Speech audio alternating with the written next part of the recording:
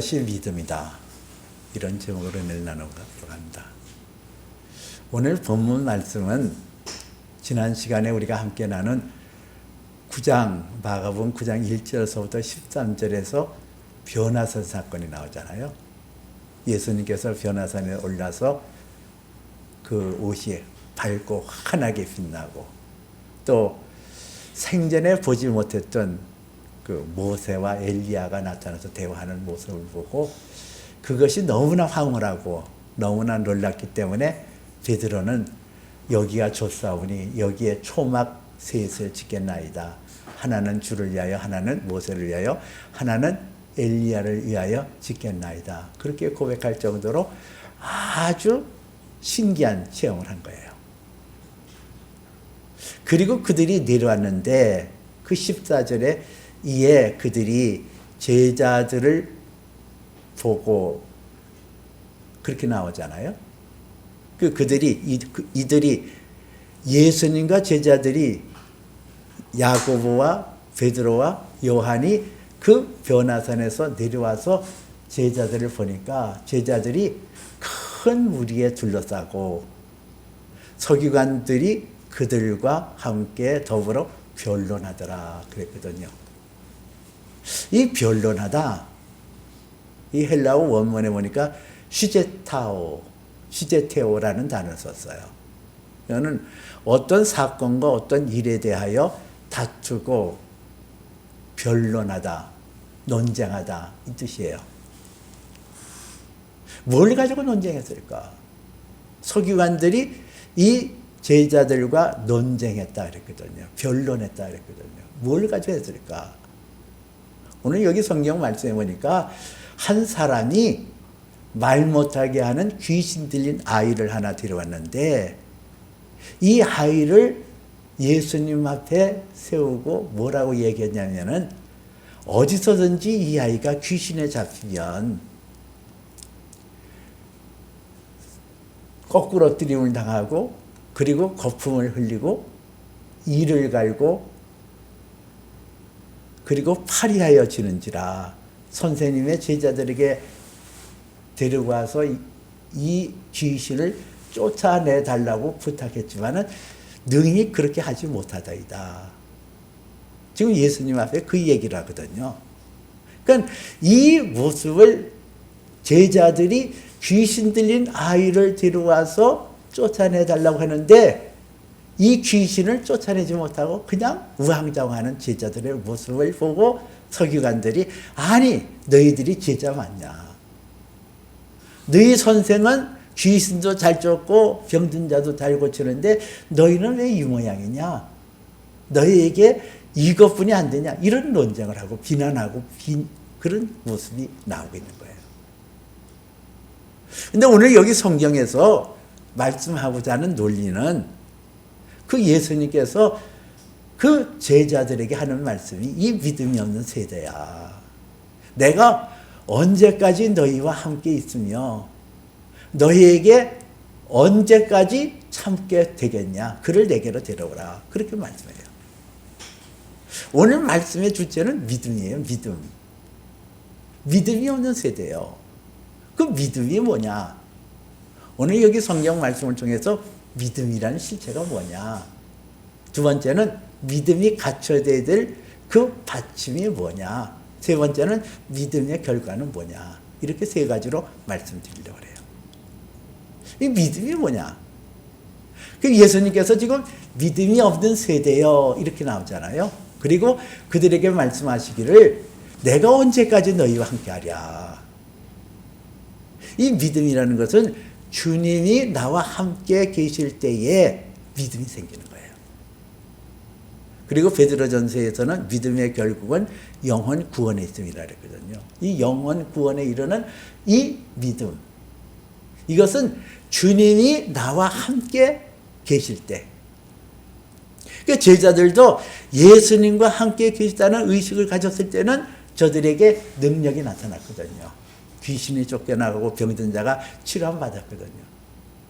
근데 예수님이 산 위에서 지금 놀라운 그 광경이 펼쳐질 때에 제자들은 주님이 그들과 함께 계시다는 사실을 까마득하게 잊었어요. 그러니까 다 방황하는 거죠. 이 믿음이라는 것은 주님이 나와 함께 할 때, 그 주님이 나와 성령을 통하여 함께 할 때, 이 믿음이라는 것은 성령의 역사라는 얘기예요. 아무든지 너희를 내게로 이끌지 아니하면 아버지께로 올 자가 없느니라 그랬거든요. 또 에베소서 2장 8절 9절에서는 너희가 그의 은혜로 말미암아 구원을 얻었나니, 믿음으로 말미암아 구원을 얻었나니 이는 너희에게서 난 것이 아니야 하나님의 선물이라 그랬어요. 하나님께서 우리에게 믿음은 선물로 주셨거든요.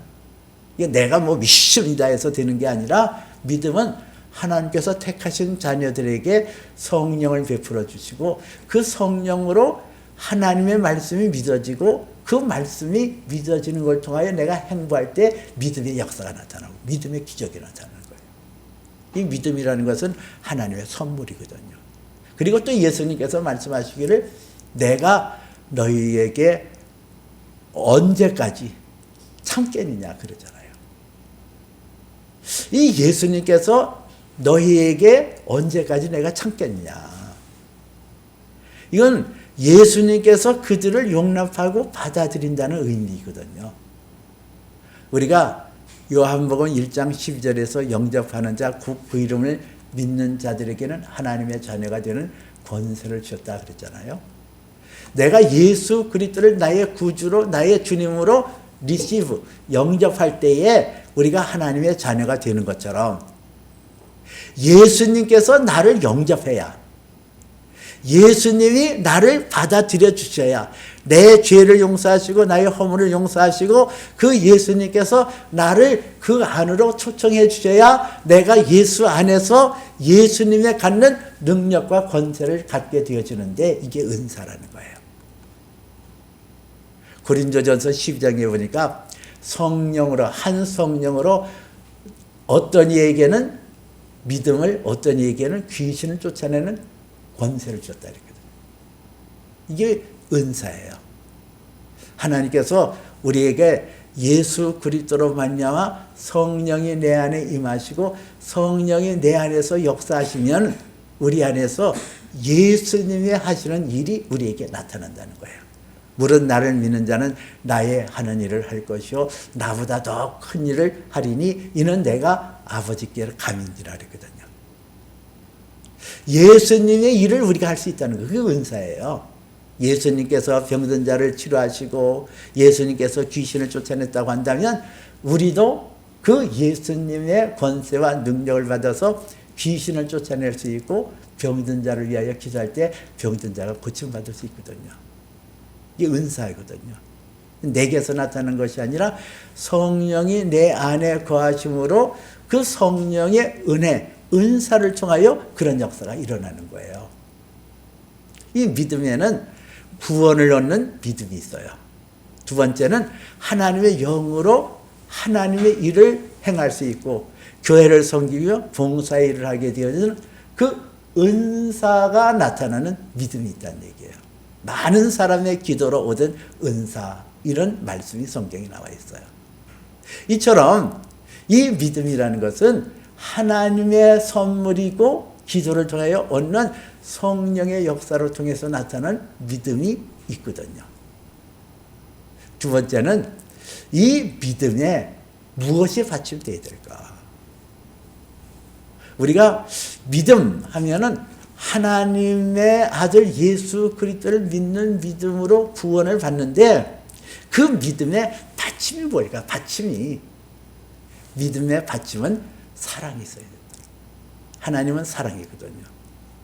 하나님은 사랑이기 때문에 그 사랑이 내 안에서 깔려 있을 때 그 믿음이 튼튼하게 세움받고 견고하게 흔들리지 아니할 수가 있어요. 우리는 그 사랑에 대해서 라이크하고 러브하고의 차이점을 몰라서 혼돈하는 경우가 있거든요. 이 라이크, 좋아하는 감정, 나 너를 좋아할 때 라이크예요. 보통 사람들은 내가 좋아하면은 그게 사랑이다 이렇게 여겨요. 내가 좋아하는 거. 내가 너를 좋아. 나는 네가 이런 모습이 좋거든. 난 네가 이래서 좋아, 저래서 좋아. 이 라이크. 근데 러브가 있어요. 라이크하고 러브하고 달라요. 이 라이크라는 좋아하는 감정은 내가 주인이에요. 내가 좋아하는 감정. 내가 너를 좋아해. 근데 러브는 이 라이크하고 달라요. 똑같은 것 같은데 아니에요. 러브는 상대가 우선이에요. 내가 우선이고 내가 기뻐야 내가 기쁘고. 그렇기 때문에 예수님은 하나님의 사랑을 가지고 이 땅에 오셔서 내가 섬김을 받으려 함이 아니라 섬기려 하고 자기의 생명을 많은 사람에게 대성물로 주려 함이라 그랬거든요. 이게 사랑이에요. 이 사랑이라는 것은 나를 내어주는 거거든요. 내가 아니라니까 내가 내 안에 내가 중심이 되어서 있는 것은 라이크라고 한다면 내가 아니라 내가 우선이고 내가 먼저 좋은 것이 아니라 내가 상대가 우선이에요. 하나님께서는 그 사랑을 가지고 우리를 대하셨거든요.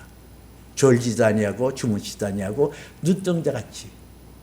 하나님께서 우리에게 된 사랑은 나에게 초점이 있어요. 내가 유익한 것, 내가 복된 것을 하나님께서는 구하여 그것을 채우시는 하나님이시거든요.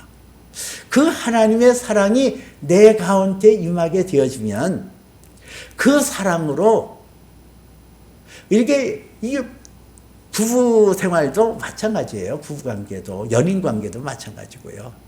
라이크로 끝나면은 그것이 이게 갈라져요. 나는 너를 좋아하는데 그게 아니에요.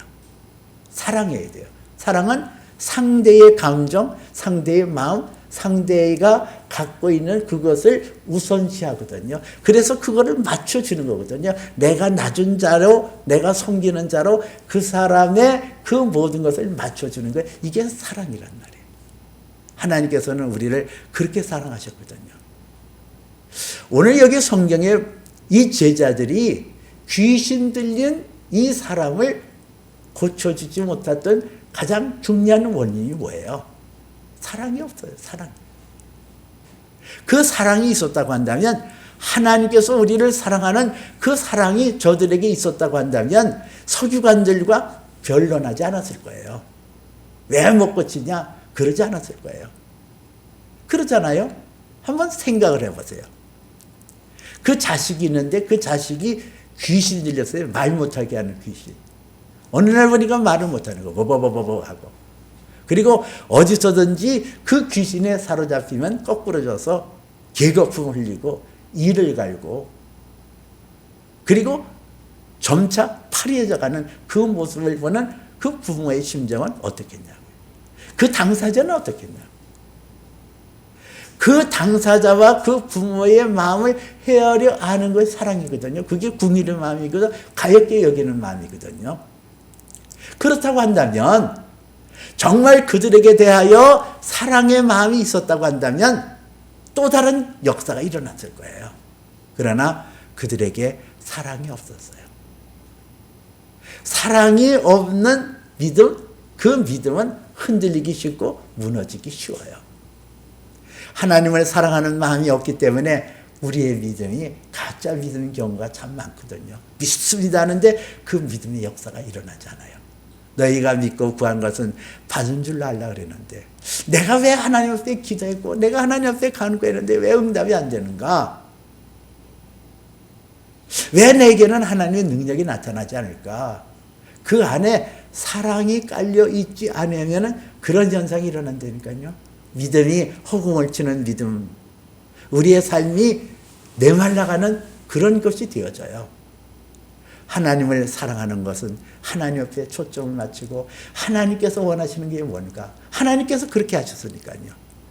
마태복음 7장 12절에 남에게 대접받고자 하는 대로 남을 대접하라. 이것이 선지자의 율법이라 했잖아요. 하나님께서 우리에게 내가 구하기 전에 있어야 될 것을 아시고 우리의 필요를 채워주시는 하나님께서 우리에게 초점을 맞추시고 내게 관심을 가지셨다고 한다면 내가 그 하나님을 사랑하는 건 어떻게 사랑해야 돼요? 하나님의 뜻을 분별하고 하나님께서 원하시는 게 뭘까? 하나님께서 내게 찾고자 하는 것이 무엇인가를 내가 찾아서 그것을 응하여 나타나는 것, 그게 하나님을 사랑하는 자세란 말이에요. 하나님을 사랑하는 자마다 그의 계명을 지키나니 그의 계명을 무거운 것이 아니니라 했거든요. 하나님의 뜻을 찾는 것, 그게 사랑하는 마음이에요. 우리가 이 사랑의 마음을 가질 때 믿음의 역사가 일어난다니까요. 믿음이 생겨서 그 믿음을 구할 때에 하나님의 응답이 넣어주고 그 믿음으로 우리의 가는 길이 밝아질 수가 있다는 거예요. 그래서 우리의 믿음에는 반드시 사랑이 뒷받침돼야 되고 은사도 마찬가지예요. 사랑이 없는 은사, 천사에 방언할지라도 사랑이 없으면 아무런 유익이 없다 그랬거든요. 은사에도 반드시 사랑이 있어야 돼요. 상대에 대한 깊은 이해, 깊은 사랑이 있어야 된다는 얘기예요. 그럴 때 그 은사가 가치가 있고 하나님의 영광을 드러낼 수가 있거든요. 세 번째로는 그러면 믿음의 결과가 뭐냐? 사랑을 받침을 하는 믿음의 결과가 뭐냐? 어떤 역사가 일어날까? 오늘 여기 성경에 말 못하게 하는 귀신 들린 아이를 데려왔는데 그 아이의 현상에 대해서 뭐라고 말씀하셨냐면은 아무 때든지 귀신이 사로잡히면 꼬꾸러지고 거품을 흘리며 이를 갈고 그리고 파리해지는지라 그랬어요. 이 귀신, 악한 영이 들어오게 되면 어떤 현상이 일어날까? 거꾸러지는 거예요. 거꾸러져. 우리가 이 세상 살면서 하나님의 연단의 과정 속에서 실패할 수도 있고 좌절할 수도 있어요. 근데 귀신에 의해서 거꾸러뜨림을 당하는 경우에 귀신에 의해서 내 의지와는 상관없이 실패하고 넘어지고 쓰러지고 그리고 그 쓰러지면서 거품이 흘렸다 그래요. 거품. 이 거품을 흘렸다는 것은 원망이에요. 개거품. 내가 이렇게 된 것은 이 귀신 들린 현상에 사로잡힌 사람들이 그러거든요. 내가 왜 이러는데? 너 때문에, 너 때문에. 그래 개거품 흘리고 그냥 남 원망하는 거예요. 네가 나에게 이랬으니까 그랬지, 저랬으니까 그랬지. 그리고 이를 갈며 분한 거예요. 억울한 거예요. 막 안에서 막 원망이 나오고 분하고 이런 것이 우리가 귀신 들렸다고 그래서 그냥 무슨 실제적으로 그냥 나가 떨어져서 막 개거품 흘리고 막 그것만 귀신이 아니라 정도 차이로 그건 현상적으로 나타나는 거고 실제적으로 우리의 삶 속에 귀신 들린 사람의 특징은 그렇게 나타난단 말이에요. 그리고 점차 파리해지는지라 소망이 없어요. 그 사람이 지금 귀신의 영에 사로잡혔는지 안 잡혔는지를 알 수 있는 어떤 척도가 있다고 한다면 그의 영혼이 소망이 사라지고 낙심하고 낭망하고 자빠지고 그리고 남을 원망하고 억울해서 분을 내고 화를 내고 점차 그 낙심의 구렁텅이에서 벗어나지 못하고 있다고 한다면 그 사람은 귀신인 거예요. 저와 여러분도 마찬가지거든요. 내가 하나님의 영으로 충만하지 않으면 때로는 악한 귀신에 의해서 쓰러지고 넘어질 수가 있어요. 남을 원망하고 불평하고 탓하고 점차 소망이 끊어지는 그런 단계로 갈 수가 있거든요. 자, 여기서 어떻게 벗어날까? 남의 얘기 아니거든요. 우리도 깨어 근신하여 기도하지 않으면 우리도 하나님 앞에 바르게 세움받지 않으면 귀신의 영향력에 놓여질 수가 있다는 얘기야. 오늘 이 세대 사람들이 이런 모습을 갖고 살아요. 낙심하고 좌절하고 원망하고 불평하고 점차 파리해져서 절망의 늪 속에서 그냥 허우적거리는 그런 모습을 갖거든요. 여기서 벗어날 수 있게 있는 게 뭘까? 오늘 예수님께서는 그 귀신 들린 자를 내게로 데려오라 그랬거든요. 또 오늘 여기 성경에 보니까 그 제자들과 함께 예수님이 오시니까 온 무리가 크게 놀라며 반갑게 그 앞에 나갔다 그랬어요. 그 예수, 오늘 성경 말씀이 이렇게 말하고 있지 않습니까? 15절에 온 무리가 곧 예수를 보고 크게 놀라며 달려와 문안하거늘. 무엇가 그렇게 놀랐을까? 성경은 자세히 나오지 않았어요. 무엇가 그렇게 크게 놀라며 이랬을까? 어떤 것이 크게 놀람을 온 무리가 크게 놀랐다 그랬을까? 출애굽기 34장에 보면은 그 이스라엘 백성에 지도자 있던 모세가 하나님의 율법을 얻기 위하여 시내산에 올라가 40일 주야로 금식하며 기도하는 장면이 나와요. 그리고 돌판에 새겨진 하나님의 율법을 가지고 내려올 때에 그 얼굴에 광채가 나서 사람들이 그 모세를 바로 보지 못해서 모세가 그 광채를 수건으로 가렸다 그랬거든요. 그 예수님께서 지금 그 변화산에서 내려올 때 어떤 모습을 가졌을까를 우리는 추론해 볼 수 있어요. 마태복음 17장 5절에 보니까 구름 속에서 소리가 나서 이르되 이는 내 사랑하는 아들이요 내 기뻐하는 자니 너희는 그의 말을 들으라 하시니라. 그런 말씀이 있어요. 예수님께서 지금 변화산상에서 하나님의 음성이 듣고 하나님과 교제를 나누고 그 깊은 대화를 나누면서 그 얼굴이 환하게 빛이 났을 거예요. 광채가 났을 거예요. 옷만 휘어진 게 아니라 그의 얼굴도 광채가 일어나니까 그 광채를 보고 사람들이 크게 놀라며 이렇게 나오죠. 이게 빛 가운데 드러나면 모든 흑암의 세력은 떠나가요. 에베소서 5장 8절에도 너희가 전에는 어둠이더니 이제는 빛이라 빛의 자녀처럼 행하라 그랬거든요. 예수님만 그런 광채를 갖는 게 아니라 우리도 예수 그리스도로 말미암아 그 광채 너희는 세상의 빛이라 그랬잖아요. 예수님만 빛이 아니라 예수 믿는 우리들도 예수님과 함께 빛으로 나타나서 귀신의 영향력에서 벗어날 수 있고 내게 실패를 가져주고 곤고를 가져주고 고통을 가져주는 악한 귀신을 떨쳐버릴 수 있다는 거예요.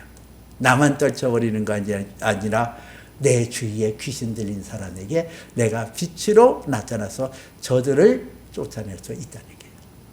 어떻게 하면 이 빛 가운데 거할 수 있을까? 여러분들이 빛 가운데 거해야 되거든요. 이 빛 가운데 거해야 도둑이 오는 것은 죽이고 도적질하고 죽이고 멸망시키는 것 뿐이라 그랬잖아요. 이 악한 영들은 할 수만 있으면 믿는 자도 미혹하여 쓰러뜨리고 죽이고 멸망시키려고 하는 거예요. 우리가 지금 이 세자를 깨어 근신하여 나가야 될 때예요. 자칫 잘못하면 우리도 이 귀신 들린 아이처럼 그렇게 발작 증세가 나타나고 그렇게 무너지고 깨어질 수가 있거든요.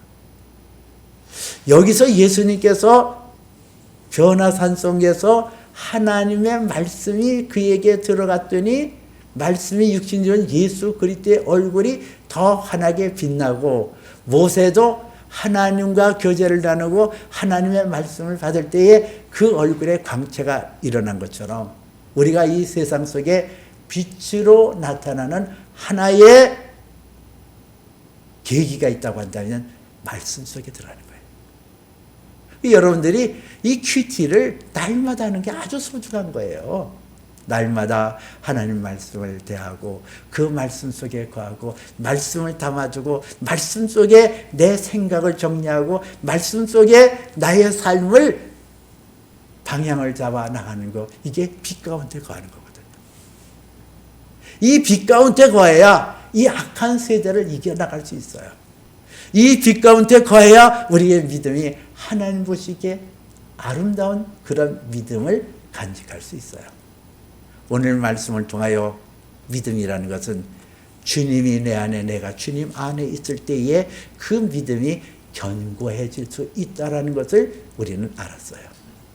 이 믿음이라는 것은 하나님께서 그 아들 예수 그리스도를 통하여 나를 영접하여 드릴 때 그 영접해 드렸 그 증거로 성령이 내 안에 오심으로 그 안에 역사하시는 성령을 통하여 믿음이 나타날 때 믿는 자들에게는 이런 표적이 따르니 귀신을 쫓아내며 병든 자에게 선언 주주 나음을 받는 것처럼 그런 기적이 일어나죠. 이게 은사예요.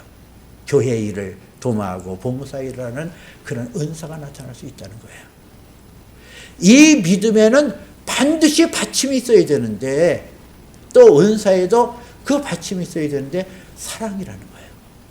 사랑이라는 것은 일방적으로 내가 너를 좋아한다는 것이 아니라 상대의 형편과 처지를 내가 잘 헤아려 알고 그리고 그것을 맞춰주는 것이 사랑이라고 그랬어요. 하나님의 뜻을 우선시 여기고 그 뜻 가운데 나 자신을 맞춰드리는 것, 그게 사랑이에요. 이 사랑이 믿음에 깔려있고 은사에 이 사랑이 견고해질 때에 그 믿음이 보배롭고 아름답고 은사가 하나님을 영화롭게 한다는 거예요. 이런 믿음을 통하여 우리는 흑암의 세력에서 벗어날 수 있고 어둠에서 벗어날 수 있고 나 자신도 내 영혼이 잘 될 수 있고 다른 사람에게도 빛으로 드러남으로 다른 사람에게 유익을 가져다 주고 다른 사람을 보배롭게 하고 아름답게 하는 하나님의 위대한 사람으로 거듭날 수가 있다는 얘기예요.